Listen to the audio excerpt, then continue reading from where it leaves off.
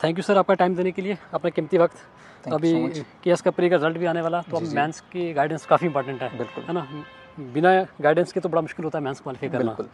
तो सर कुछ ये जो कुछ जितने भी क्वेश्चन हैं ये सारे एस्पिरेंट्स की तरफ से हैं जो मेरे साथ जुड़े हैं जी। उन्होंने बोला कि ये जो जिन्होंने क्वालिफाइड किया है एग्ज़ाम, और ख़ासकर तो आप जब पहले फैकल्टी थे आप, है ना, आज तो अभी तो सर्विस में हो, तो आपको आप बेहतर बता सकते हो। तो ये क्वेश्चंस कुछ हैं इंपॉर्टेंट, जिसको मतलब आप जब मेंस की प्रिपरेशन जिसको स्टार्ट करनी है, जिसको कुछ भी नहीं पता है, प्री ओरिएंटेड उसने पढ़ा था, प्री उसका क्वालिफाई हो गया है, ठीक, उसको कहाँ से स्टार्ट करना चाहिए और कैसे स्टार्ट करना चाहिए मेंस का? सबसे पहले जो मेंस की बात करें अगर, तो मेंस का सिलेबस पता होना बड़ा इंपॉर्टेंट है। जैसे GS1 में कितने सब्जेक्ट आते हैं, GS2 में कितने आते हैं, GS3 में क्या है, एथिक्स में क्या आएगा, ऑप्शन का क्या आएगा।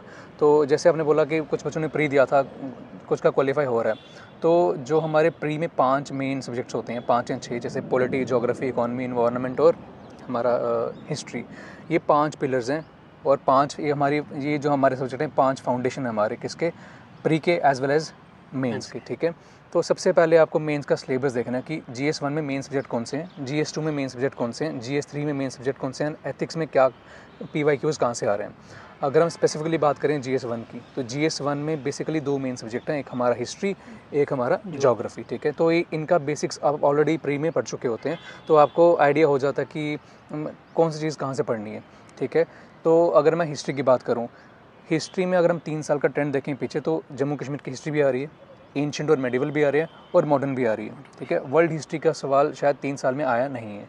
तो आपको क्या करना है, PYQs पकड़ने हैं जो हमारे JKS के हैं लास्ट 3 ईयर्स के, प्लस हमारा जो हिस्ट्री का मेन कंपोनेंट्स है, जैसे मॉडर्न, एंशिएंट, मेडिवल और हमारा art and culture, even Jammu and Kashmir भी, इनके साथ आपको इंक्लाइन करके पढ़ना पड़ेगा, ठीक है। सेकंड चीज़ है ज्योग्राफी। ज्योग्राफी का अगर हम पिछले 3 साल का ट्रेंड देखें, तो फिजिकल ज्योग्राफी भी ज़्यादा आ रही है, ठीक है। जैसे एग्जाम्पल जियोमॉर्फोलॉजी, क्लाइमेटोलॉजी, तो जो क्लाइमेट क्राइसिस के साथ जुड़ा हुआ है वो सवाल ज़्यादा आ रहे हैं, तो आपको उसको थोड़ा मद्देनज़र रख के पढ़ना होगा, ठीक। तो आर्ट एंड कल्चर का सब क्वेश्चन आते हैं इसमें क्या? हाँ, आर्ट एंड कल्चर के बिल्कुल सवाल आ रहे हैं। जैसे चोला एम्पायर के बारे में आ गया था कि हम्पी आर्किटेक्चर आ गया था पिछले 2-3 साल की बात करें। मतलब आर्ट एंड कल्चर कहाँ से करने चाहिए बच्चों को? आर्ट एंड कल्चर पढ़ी है जी, आर्ट एंड कल्चर मैंने किया था नितिन सिंघानिया से, पर बड़ी सिलेक्टेड रीडिंग की थी मैंने। अच्छा। वो बहुत मोटी किताब है, पर बिल्कुल उतना ही पढ़ना जितना एग्जाम में आना है। तो अगर कोई जाने वाला है तो आप मार्किंग करा सकते हैं कि क्या पढ़ना है क्या नहीं पढ़ना, पर PYQ एनालिसिस करके, ठीक है। जो उसमें छोटा सब्जेक्ट है GS1 में, जैसे सोसाइटी के लिए पर्सनली मैंने कहाँ से फॉलो किया था, जो हमारी विजन मंथली की, जो हमारी विजन IAS है, वो एक वो निकालती है, PDF निकालती है, हाँ मेंस के लिए। तो गवर्नेंस सोसाइटी के लिए बस 40-50 पेज की उन्होंने निकाली हुई है, बस मैंने उतनी ही पढ़ी थी। और सोसाइटी में एक्स्ट्रा क्या करना है आपको, जो गवर्नमेंट स्कीम्स हैं, आपको गवर्नमेंट स्कीम्स न्यूज़पेपर से मिलेंगी, जहाँ से आप करंट अफेयर पढ़ रहे हैं वहाँ से आपको गवर्नमेंट स्कीम्स मिलेंगी, वहाँ पे आपको ऐड ऑन करनी पड़ेगी, ठीक। तो उसके बाद GS2 में जो GS2 में मार्क्स मिलते भी हैं, है ना? GS2 में काफ़ी मार्क्स मिलते हैं। हाँ, तो उसमें से मतलब कुछ ऐसा बता दो ताकि मैक्सिमम वहाँ से मार्क्स ले जा सके। जो GS2 के सब्जेक्ट्स हैं वो हैं पॉलिटी, इंटरनेशनल रिलेशंस, हमारा सोशल जस्टिस और गवर्नेंस। जो मेन 2 सब्जेक्ट हैं वो हैं पॉलिटी और IR। पॉलिटी और IR में से अगर हम पिछले 3 साल का ट्रेंड देखें, तो 20 में से 13, 14, 15 सवाल आ ही रहे हैं, मैक्सिमम IR से आ रहे हैं, ठीक है। तो पहले मैं IR से स्टार्ट करूँगा, इंटरनेशनल रिलेशन से। इंटरनेशनल रिलेशन से जो हमारे पिछले 12 महीने की PYQs है ना, मैंने विजन मंथली को फॉलो किया हमेशा। तो जब भी मैं विजन मंथली को फॉलो करके गया हूँ, मेरे IR के सारे सवाल वहाँ से निकल जाते हैं, ठीक है। तो IR तो मैंने कोई किताब नहीं ली है, कुछ नहीं ली है, सिर्फ जो करंट अफेयर में मेंशन है, इंडिया का किसके साथ, इंडिया UAE का रिलेशन क्या है, UAE का रिलेशन क्या है, इंडिया US का रिलेशन क्या है, और जो हमारे जैसे क्वाड, ब्रिक्स, इनका क्या अभी प्रेजेंट सिनेरियो है। तो मैक्सिमम जो करंट अफेयर में आपको मेंशन होगा, इसी से आपका IR सारा हो जाएगा पिछले 12 महीने का। बात करें पॉलिटी की, मैक्सिमम लोग लक्ष्मीकांत ही पढ़ते हैं, मैक्सिमम लोग तो लक्ष्मीकांत ही पढ़ते हैं, और लक्ष्मीकांत से एटलीस्ट 2-3 सवाल तो इंसान के निकल जाते हैं। जैसे मैंने आपको पहले बताया था कि एग्जांपल अगर सवाल आ जाए कि लेजिस्लेटिव पावर ऑफ गवर्नर क्या है, लेजिस्लेटिव पावर ऑफ प्रेसिडेंट क्या है, तो लक्ष्मीकांत में वो मेंशन होगा डायरेक्टली। तो अगर किसी ने लक्ष्मीकांत अच्छे से पढ़ी है तो GS2 में 2-3 सवाल तो आराम से निकल जाएंगे। IR का मैंने आपको बता दिया।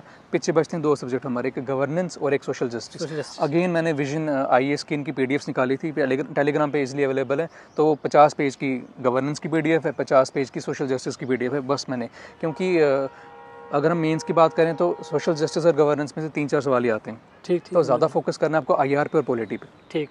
उसके बाद GS3 में थोड़े मार्क्स मिलते भी कम है और इकोनॉमिक्स को काफ़ी लेके मतलब इकोनॉमी ज़्यादा आ जाती है। नेशनल इनकम वगैरह तो ये तो ठीक है, लेकिन इसको मैथ्स में लिखने में दिक्कत आती है। तो बिल्कुल। इस पे आप बता दीजिए कि आसान तरीका। जी बिल्कुल। टाइम भी कम है तो मतलब आप 4 महीने मैक्स लेके चलो आप, तो अब जैसे आपने किया तो उस हिसाब से बता दो। GS3 में जो पहले सब्जेक्ट्स की बात करें आपको, जैसे आपने बोला इकॉनमी है, साइंस एंड टेक है, इन्वायरमेंट है, डिजास्टर मैनेजमेंट है, इंटरनल सिक्योरिटी है। इंटरनल सिक्योरिटी और डिजास्टर मैनेजमेंट के 1 या 2 मैक्स आएगा, इससे ज़्यादा नहीं आएगा। ज़्यादा फोकस उनका रहता है इकॉनमी पे और इन्वायरमेंट के ऊपर, ठीक है। पर्टिकुलरली अगर मैं इकॉनमी की बात करूँ तो इकॉनमी में जो आप पहले पढ़ते हैं, प्री में पढ़ते हैं, वो थोड़ा ज़्यादा कंसेप्चुअल होता है। इसमें ज़्यादा सब्जेक्टिव आएगा कि हमारी बताओ इंडस्ट्रियल पॉलिसी कैसी है, एग्रीकल्चरल एक्सपोर्ट्स इंपोर्ट्स के बारे में सवाल आ जाएगा। तो इकॉनमी में मार्क्स गेन करने के लिए जो सबसे इंपॉर्टेंट है वो है इकोनॉमिक सर्वे और बजट। बजट से उठा के आप डाटा अपने आंसर्स में कोड करें, इकोनॉमिक सर्वे से डाटा उठा के अपने आंसर्स में कोड करें तो आपको ज़्यादा मार्क्स मिलेंगे। जैसे मैं क्या करता था कि बजट से जो ग्राफ्स आते हैं, बिल्कुल जो बजट में ग्राफ है वही ग्राफ उठा के अपने आंसर में डाल देता था, तो इकोनॉमी में ज़्यादा मार्क्स आ जाते थे। सेकंड चीज़ इन्वायरमेंट भी 6-7 सवाल आ ही रहे हैं अगर पिछले 3 साल का ट्रेंड देखें तो। इन्वायरमेंट में कोई किताब नहीं पढ़ी है, प्री के लिए जो पढ़ी होगी कोई किताब, पर मेंस के लिए इन्वायरमेंट की कोई किताब नहीं पढ़ी मैंने। लास्ट 12 महीने के करंट अफेयर्स बस और कुछ नहीं। विजन मैगजीन 12 महीने की, उसमें से मेरा सारा का सारा कवर हो जाता है। विजन मैगजीन में प्रॉपर आंसर की फॉर्मेट भी दिया होता है, ठीक है। मान लेते हैं COP29 हो रहा है, COP28 हो रहा है, उसके बारे में सवाल आ गया, प्रॉपर आपको वहाँ पर डाटा भी मिलेगा, क्रिटिकल एनालिसिस भी मिलेगा, एडवांटेजेस डिसएडवांटेजेस और क्या कर सकते हैं, फ्यूचर पर्सपेक्टिव क्या है, वो सारा आपको विजन मंथली में मिल जाएगा। तो इन्वायरमेंट तो हो गया वहाँ से कवर।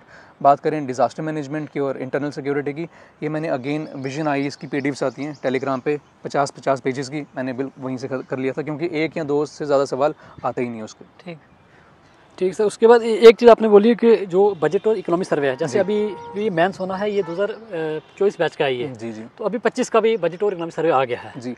तो 2024 का भी है और 25 का तो भी है। मेरे हिसाब से डायरेक्टली तो सवाल नहीं आएगा बजट और इकोनॉमिक सर्वे के ऊपर, तो पर आपको लेटेस्ट डाटा कोड करना है। ठीक। जो लेटेस्ट आपका मेंस के पहले जो लेटेस्ट बजट आया होगा, जो लेटेस्ट इकोनॉमिक सर्वे आया होगा, उसका डाटा अगर कोड करेंगे, उसके ग्राफ्स अगर बनाएंगे आप, तो बहुत ज़्यादा हेल्प हो जाती है इकोनॉमी में। ठीक। उसके बाद GS4 जो इथिक्स है, अब इथिक्स की आप बहुत सारे ये कह रहे हैं कि हमने लेक्चर्स क्लासें लगा के भी, लेक्चर्स देख के भी, उसके बाद भी मैं उसका आंसर नहीं लिख पा रहे हैं, तो उसका इथिक्स का मतलब बेस्ट सोर्स। देखो एथिक्स 2 हिस्सों में डिवाइडेड है, एक थ्योरी वाला पार्ट, एक केस स्टडीज़ वाला पार्ट, ठीक है। जो थ्योरीज वाला पार्ट है वो पर्सनली मैंने लुकमान आई से पढ़ा था। लुकमान आई से मेरे कंसेप्ट थोड़े क्लियर हो गए थे, और जो हमारा केस स्टडीज़ वाला पार्ट है अगेन मैंने लुकमान आई से पढ़ा था, और केस स्टडीज़ वाला पार्ट लुकमान में ज़्यादा अच्छा दिया हुआ है। बात करें अगर थ्योरी की, तो मतलब एथिक्स ऐसा सब्जेक्ट नहीं है कि आपको पढ़ के ही जाना है, मतलब अगर आप पढ़ोगे रट्टा मारोगे तो आप लिख पाओगे, नहीं। Ethics is something that is in you, वो हमारे अंदर इनबिल्ट होता है, ठीक है। तो जैसे हम पिछले 3 साल का ट्रेंड अगर देखें एथिक्स का, तो जो सवाल आ रहे हैं थ्योरी में वो कुछ भी आ रहे हैं। जैसे किसी स्कॉलर का कोई कोट आ रहा है, कोट के बारे में लिखें आप, तो वो आप कितने बेहतर तरीके से उसको समझते हैं। और थ्योरीज़ में अगर आपको ज़्यादा मार्क्स लेने हैं, आपको 2 चीज़ें ऐड करनी है उसमें, एक एग्जाम्पल्स, ठीक है, और एक डेफिनेशंस। मान लेते हैं कि अगर एप्टीट्यूड या एटीट्यूड पे कोई सवाल आ जाता है तो उनकी पहले डेफिनेशन लिखें आप, उसके बाद कोई भी एग्जाम्पल, अपनी एग्जाम्पल लिखनी है, पर्सनल एग्जाम्पल लिख सकते हैं, किसी स्कॉलर की एग्जाम्पल, किसी फ्रीडम फाइटर की एग्जाम्पल, किसी भी ऐसे इंसान की एग्जाम्पल जो इन्फ्लुएंशियल है, उनकी एग्जाम्पल लिखेंगे तो ज़्यादा मार्क्स मिलेंगे मेरे हिसाब से। और जो हमारा केस स्टडीज़ वाला पार्ट है, केस स्टडीज़ वाले पार्ट में आपको ना मल्टीपल चीज़ें करनी पड़ेंगी, ठीक है। जैसे जब भी केस स्टडी का सवाल आता था, मैं क्या करता था, सबसे पहले एथिकल मैपिंग करता था मैं उसकी। एथिकल मैपिंग मीन्स कि इसमें कौन कौन से एथिकल इशूज़ इन्वॉल्व हैं, कौन कौन से एथिकल इश्यूज़ इन्वॉल्व नहीं है, और ये जो सवाल पूछा है ये किस डायरेक्शन में सवाल है, ठीक है। तो केस स्टडीज़ में आपको क्या करना है, एक एथिकल मैपिंग करनी है, उसके बाद जो सवाल पूछा है उसकी डिमांड को पकड़ के उसका आंसर लिखना है। ठीक ठीक सर। उसके बाद एक चीज़ और पूछनी थी, जो जैसे कंपैरिजन होता है ना अम्बेडकर का गांधी का, तो ये कंपैरिजन पे क्वेश्चन आते हैं क्या? हाँ, कंपैरिजन पे आ सकते हैं, बिल्कुल आ सकते हैं। ठीक है सर। उसके बाद आप बता, मेन चीज़ जहाँ से मैक्सिमम मार्क्स आते हैं वो ऐसे जी। अब ऐसे को सब कहते हैं कि इसको ऐसे लिखो, लेकिन मेरा ये मानना कि लिखना तो ठीक है, आप लिख पाओगे, जब तक आपके पास कंटेंट नहीं होगा तब कैसे लिखोगे? तो कंटेंट का क्या मतलब, थीम कौन सी उठानी चाहिए जिस पर प्रैक्टिस की जाए बार बार? बिल्कुल, देखो जो मेरा पर्सपेक्टिव ऐसे का वो ये है कि ऐसे क्रक्स है GS1, GS2, GS3, GS4 और इवन ऑप्शन का, इन 5-6 चीज़ों को मिला के क्रक्स है आपका ऐसे। अगर हम पिछले 3 साल का ट्रेंड देखें तो ज़्यादा फिलोसफिकल एसेस भी आ रहे हैं, और इन्वायरमेंट के ऊपर ऐसे आया हुआ है, एजुकेशन के ऊपर ऐसे आया हुआ है, ठीक है, AI के ऊपर ऐसे आया हुआ है, तो मेरे हिसाब से आपको वो ऐसे उठाना चाहिए जिसके ऊपर आपका कंटेंट ज़्यादा है। ये कंटेंट कहाँ से मिलेगा आपको? GS1, GS2, GS3, GS4, even optional वाला कंटेंट भी आप अपने ऐसे में यूज़ कर सकते हैं, ठीक है। तो ऐसे में मार्क्स कैसे गेन करने हैं, ऐसे में सबसे पहले आपको पता होना चाहिए ऐसे की स्ट्रक्चरिंग कैसे करते हैं, ठीक है। इंट्रो कहाँ पे आएगा, बॉडी में क्या आएगा, फिर लास्ट में कंक्लूजन आपने कैसे इसको सम अप करना है, ठीक है। तो उसके लिए जैसे कोई भी ऐसे आ जाए, कोई फिलोसफिकल ऐसे आ जाए, तो मैं क्या करता था, सबसे पहले उसको एक हिस्टोरिकल टच देता था कि हिस्ट्री से ये चीज़ कैसे जुड़ी हुई है। फिर उसको मैं इकोनॉमिक टच देता हूँ कि वो इकॉनमी से कैसे जुड़ी हुई है। फिर उसको पॉलिटिकल टच देता हूँ कि पॉलिटी से कैसे जुड़ी हुई है। उसके बाद इन्वायरमेंटल टच, एथिकल टच और अपना ऑप्शन का टच, जो मेरा एंथ्रोपोलॉजी है वो भी मैं टच दे देता हूँ। तो मेरे मल्टीपल डायमेंशंस मल्टीपल डायमेंशंस हो जाती हैं। अब जितनी ज़्यादा डायमेंशंस लिखेंगे ऐसे में उतने ज़्यादा मार्क्स मिलेंगे आपको। पर उससे पहले डायमेंशंस लिखने के पहले आपको ऐसे का स्ट्रक्चर पता होना चाहिए। और स्ट्रक्चर मुझे कहाँ से पता चला था, मैंने बहुत सारे टॉपर्स के ऐसेस खुद ही पढ़ता रहता था बीच बीच में, तो उस वहाँ से मुझे स्ट्रक्चर पता चल गया। कंटेंट मैंने डायमेंशन समझ के खुद ही कंटेंट बना लिया, क्योंकि कंटेंट आपका वहीं से निकलेगा। एक और चीज़ ज़्यादा मार्क्स लेने के लिए कोटेशंस मैं हर एक टॉपिक के ऊपर 4-5 कोटेशंस याद करके गया था और मल्टीपल कोटेशंस मैंने ऐसे में यूज़ की थी। उसके बाद सर जैसे वो ऐसे एक आजकल एक की लाइन में आता है, जैसे यूपीएससी में पूछा था कि you can not step twice into the same river, तो इसको मतलब अगर ये ऐसी चीज आ जाए तो उसको कैसे मतलब डिकोड किया जाए? बिल्कुल, जैसे एक और मैं बता देता हूँ आपको कि child is the father of man. अगर ठीक है, child is the father of man, इसके ऊपर ऐसे लिखना हो तो इसको चीज़ों को समझना बड़ा ज़रूरी है, ठीक है। आप किस वे में इसको समझ रहे हैं, किस वे में परसीव कर रहे हैं, तो जैसा आप परसीव करेंगे आपकी ऐसे की लैंग्वेज वैसी ही बनेगी, ठीक है। तो आपको डिपेंड, ये पर्सन टू पर्सन डिपेंड करता है कि उस बंदे ने उसको कैसे परसीव किया, ठीक है। तो जैसे भी परसीव करो, पर उसको आप जस्टिफाई कैसे कर रहे हो अपने आंसर में, उसके हिसाब से मार्क्स मिलेंगे आपको, ठीक है। आपने कुछ और परसीव किया, मैंने उसी चीज़ को किसी और वे में परसीव किया, पर आप उस चीज़ को जस्टिफाई कैसे कर रहे हो, आपको मार्क्स उस पर मिलेंगे। तो आपको समझना है, परसीव करना है, फिर जो आपने परसीव कर लिया उसको अच्छे से जस्टिफाई करना है। ठीक सर, चलो उसके बाद सर आता है optional anthropology, the game changer भी है और आपका फेवरेट भी है। गेम चेंजर बिल्कुल, आप में उसका नेट JRF भी है, तो आपने पढ़ाया भी है, फैकल्टी भी थे आप, 2 साल से पढ़ा रहे थे आप, तो अभी तो आपने क्वालिफाई भी किया है। तो उसका पहली बात, जो जिन बच्चों ने अभी जिन्होंने मैथ्स लिखना, अभी जिनके पास टाइम कम है, जिन्होंने नहीं पढ़ा है, उनको आप क्या रिकमेंड करोगे? कौन से टॉपिक जहाँ पे उनको फोकस करना है ताकि वो इजीली इस पर क्वालिफाई कर सकें? ठीक है, पहले मैं उनकी बात करूंगा जिन्होंने एंथ्रोपोलॉजी पढ़ लिया हुआ है, 2-3 रिविजन्स कर लिए। उनके लिए सबसे इंपॉर्टेंट चीज़ है आंसर्स लिखना, ठीक। किसी भी टेस्ट सीरीज़ को ज्वाइन करना, कहीं भी ज्वाइन करना और आंसर्स लिखना। अगर किसी इंस्टीट्यूट में ज्वाइन नहीं करनी है, अपना आंसर लिख के अपने फ्रेंड को, किसी और एस्पिरेंट को चेक करवा लेना। उनके लिए सबसे इंपॉर्टेंट चीज़ ये है। उसे 2-3 चीज़ें ये पता लगेंगी कि अटेम्प्टेशन कैसे करनी है।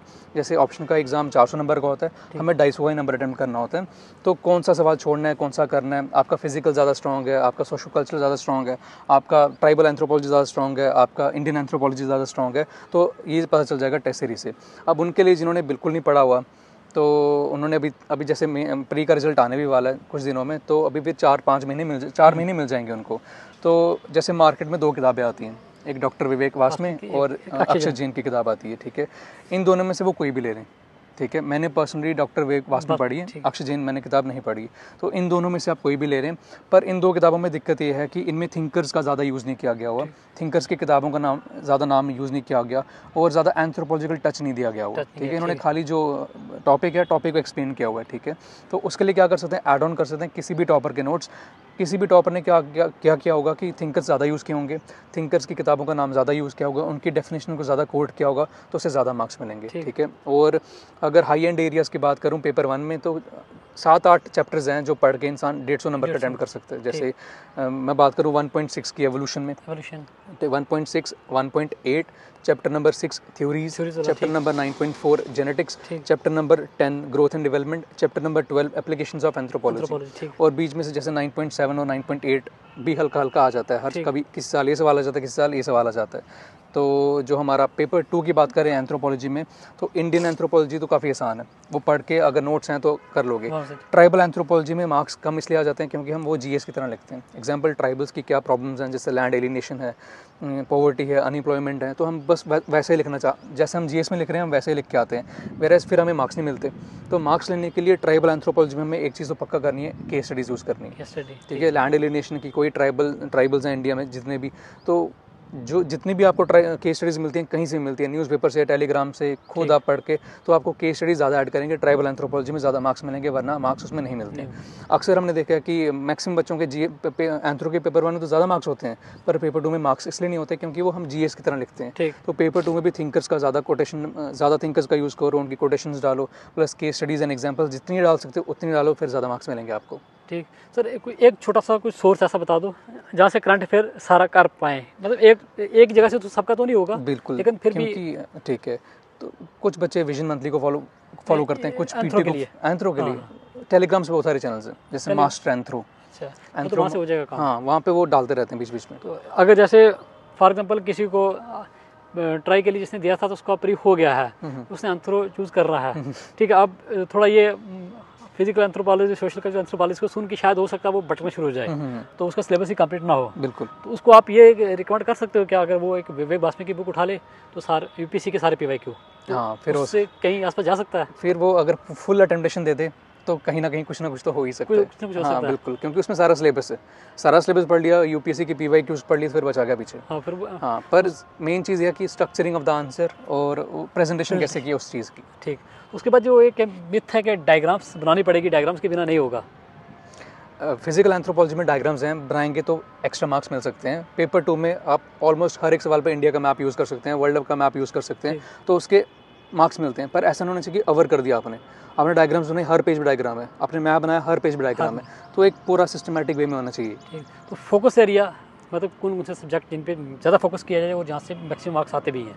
ऑप्शनल, एसे और एथिक्स, मतलब इससे 1000 मार्क्स तो यही है। 750 मार्क्स GS है, तो GS में जितना मर्जी अच्छा पढ़ लो तो रेंज ज़्यादा नहीं होगी, वेरेज रेंज ज़्यादा, बच्चों का मार्क्स में डिफरेंस ज़्यादा ऑप्शनल, एथिक्स और ऐसे ये क्रिएट करेगा। ठीक, उसके बाद सर एक क्वेश्चन हो रहा है कि जिसका अभी प्री नहीं हो रहा या नहीं होगा, तो मतलब आप ये भी नहीं कह सकते कि सबका हो जाए। बिल्कुल, क्योंकि सबका होना भी नहीं है, पोस्टें अब 90 हैं, तो आप सब तो 90 होने 2000 है ना, तो 2000 के आसपास मैथ्स लिखेंगे।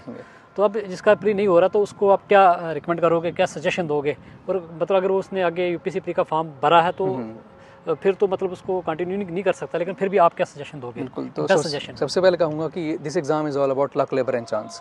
आपने मेहनत की, आपने पेपर दिया, नहीं क्वालिफाई हुआ तो उसमें डीमोटिवेट होने की कोई ज़रूरत नहीं है, और भी आगे अपॉर्चुनिटीज़ और हैं, जैसे अभी UPSC का प्री आने वाला है।